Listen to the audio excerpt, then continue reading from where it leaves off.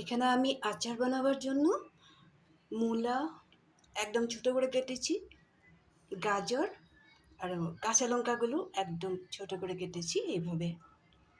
এখানে আমি বয়েল করে নিয়েছি গাজর আর মূলা, একদম বেশি বয়েল করিনি। তারপরে এখানে দিয়েছি যখন শুকাবার সময় দিয়েছি রসুন আদা আধা বাটা করে দিয়েছি, সাথে একটু হলদি আর লবণ মেখে রোদ্রে দিয়ে রেখেছিলাম। এখন আমি রোদ্রের থেকে নিয়ে আসছি। এখন আমি আচারটা রেডি করব। রেডি করার আগে এখানে আমি কি কি মশলা দিব তার আগে আমি আচারটা কীভাবে রেডি করেছিলাম এটা দেখিয়ে নিলাম। এখন আমি মশলাটা গরম করে নেব। কড়াই পেতে দিয়েছি। এখানে প্রথমে নিয়ে নেব মেথি,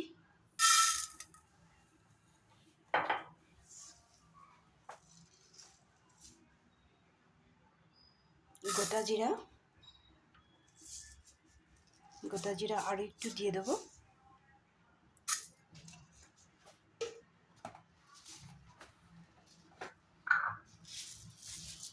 এখানে চাপটা একটু বেশি করে দেব।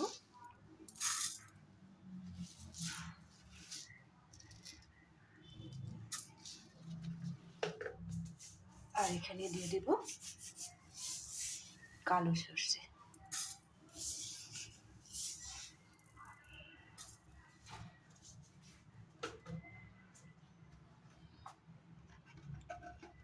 এখানে আরেকটা জিনিসও ব্যবহার করব, আজওয়াইন।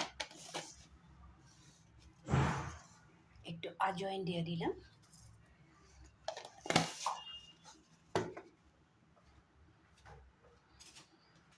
এখন আমি একটু সময় গরম করে নিব, বেশি একটা ভাজবো না, নাহলে তিতা হয়ে যাবে। গ্যাসের ফ্লেমটা এই সময়টাই একদমই কমিয়ে রেখেছি।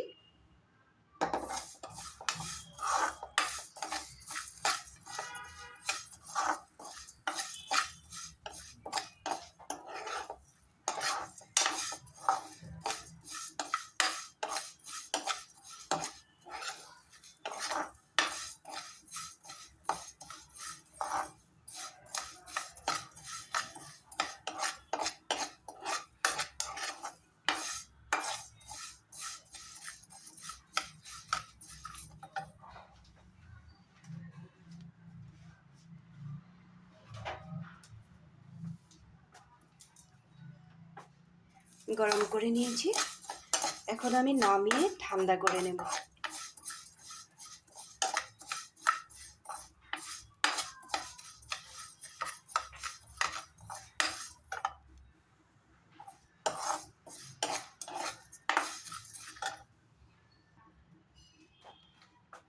ভাজা মশলাগুলো নামিয়ে নিলাম। এখন আমি এখানে এই কড়াইটাতে সরষের তেল দিয়ে দেবো।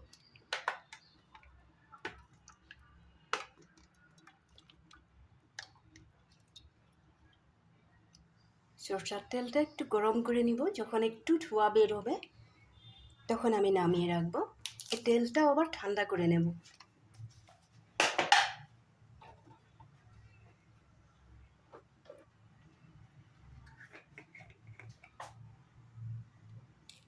কড়াইটা আগের থেকেই গরম ছিল। এখানে আমি দিয়ে দেব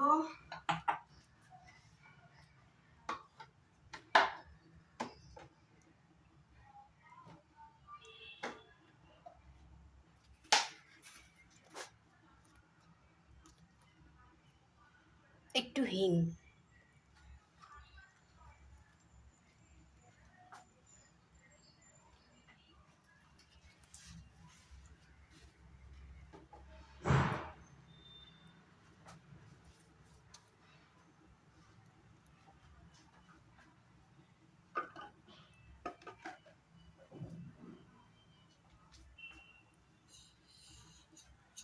এখানে সামান্য পরিমাণে আর একটু মেথি দিয়ে দেবো।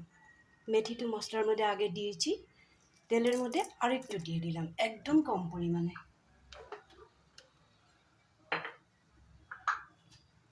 তেলটা প্রায় গরম হয়ে গেছে। এখন আমি গ্যাসের ফ্লেমটা অফ করে দিব। ধোঁয়া বেরিয়ে গেছে, ফ্যানটাও কমে যাচ্ছে। এখন এই তেলটা ঠান্ডা করে নিব। গ্যাসের ফ্লেমটা আমি অফ করে দিলাম।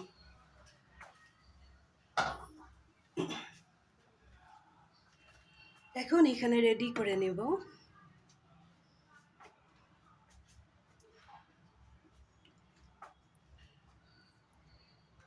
এখানে দিয়ে দিব একটু কালো জিরা,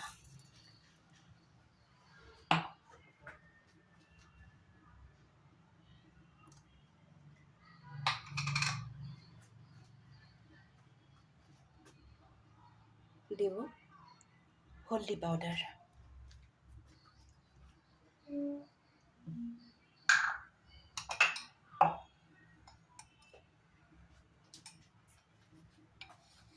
লবণটা একটু বেশি করেই দিব।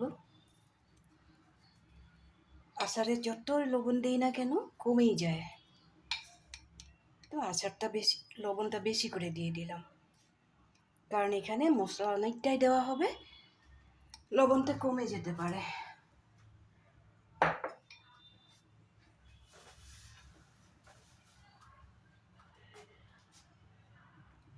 এখানে দিয়ে দিব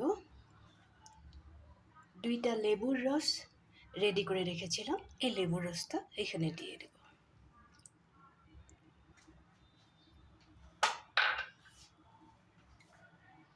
এখন আমি একটা প্লাস্টিকের হাতায় খুব সুন্দর করে জিনিসগুলো কিছু সময় মিলিয়ে নেব। ভেজে রাখা গোটা মশলাগুলো ঠান্ডা হয়ে গেছে, মিক্সির বাটিতে নিয়ে নিলাম। আমি আধা বাটা করে নেব। মশলাগুলো আধা বাটা করে নিলাম। এখন এই মশলাটা এখানে মিশিয়ে দেব।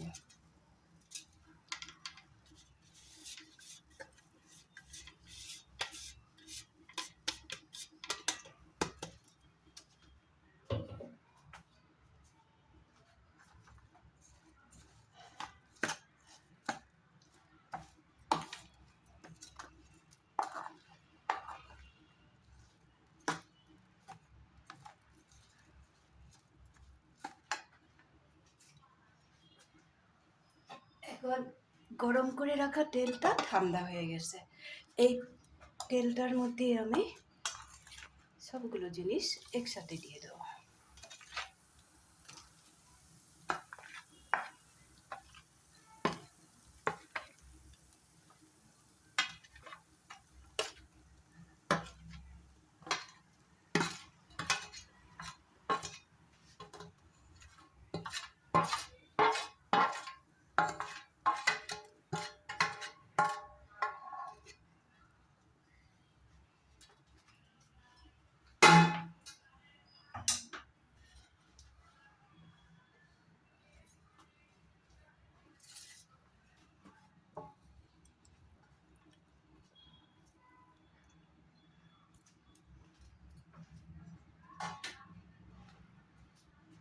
এখন আবার তেলের সাথে ভালো করে মিশিয়ে নেব।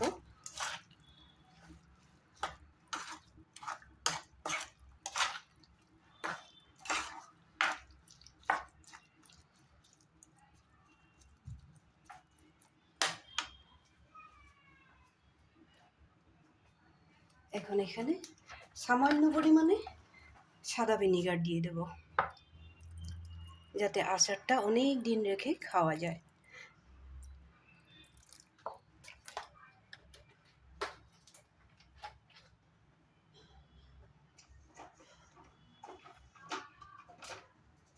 এখানে যে দিয়েছিলাম কাঁচা লঙ্কাগুলো খুব বেশি একটা ঝাল না, যার জন্য এখানে আমি একটু লঙ্কার গুঁড়ো দিলাম।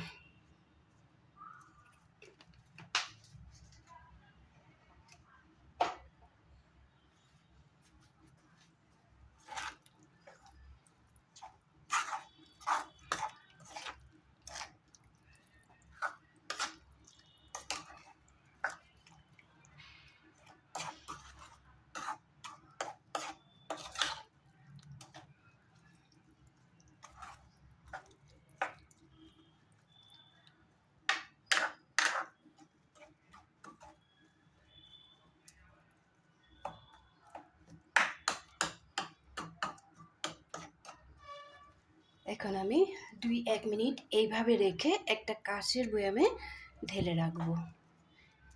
ভিনিগার দেওয়া হয়েছে তো একটুকু নষ্ট হবে না। এইভাবে তোমরাও বাড়িতে আচারটা এইভাবে মূলা, গাজর আর কাঁচা লঙ্কা, আদা রসুনের আদা বাটা করা আর মশলা যেইভাবে দিয়েছি ওইভাবে তোমরাও দেবে। এইভাবে বানিয়ে রাখলে রুটি, ভাতের সাথে, পরোটার সাথে, সব কিছুর সাথে খেতে খুবই ভালো হয়।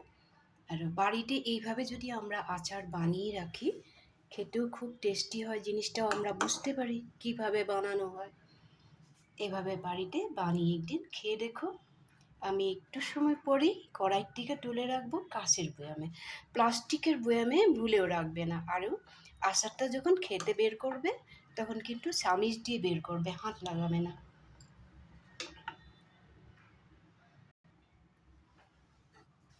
এই ধরনের একটা কাঁচের বয়ামে আচারটা রেখে দিবে, আর 2-3 দিন রোদ্রে দিয়ে দিলেই খেতে পারবো।